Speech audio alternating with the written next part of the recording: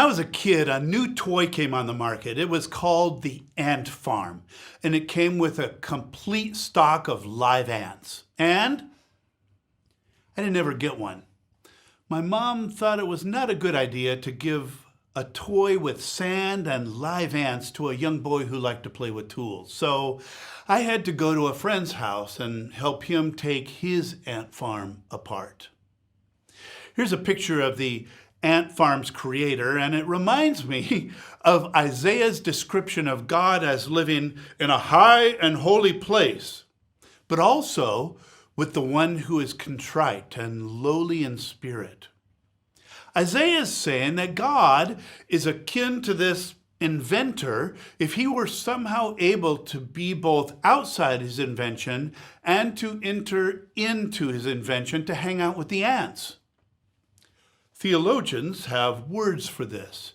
Transcendent means to lie beyond the limits of all possible experience, knowledge, or comprehension.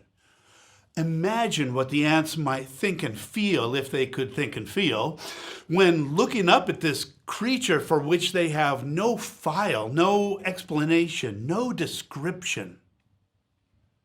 The word immanent means to exist or remain within, to indwell. Again, imagine if the inventor entered his creation clothed as one of the ants.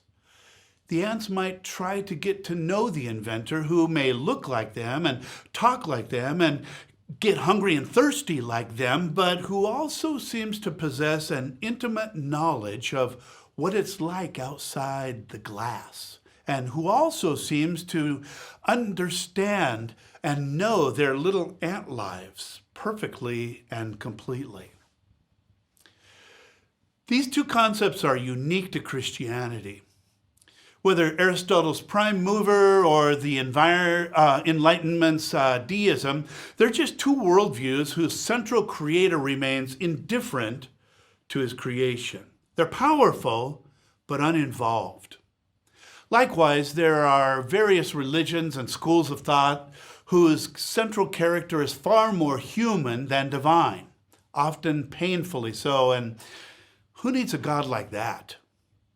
But historical Christianity documents the existence of the Logos, the originator, the transcendent one who also became flesh and made his dwelling among us, complete with numerous eyewitness accounts.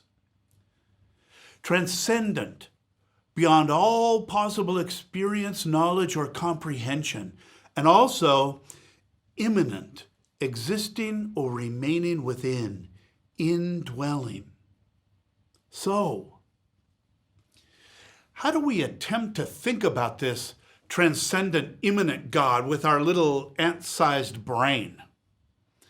We seem to have no file for it, and to what can we compare this God who would dare move into our neighborhood?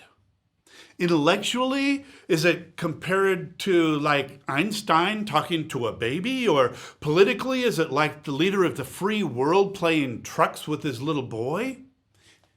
And even more curious is why? Why would a transcendent God bother to climb into the ant farm? Isaiah tells us that too. He says the transcendent one becomes immanent in order to revive the spirit of the lowly and to revive the heart of the contrite. He wants to revive us, to bring us back alive, to resuscitate us, to infuse us with the good life.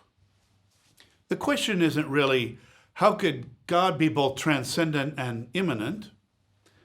The question isn't even why he would do it. The question is us.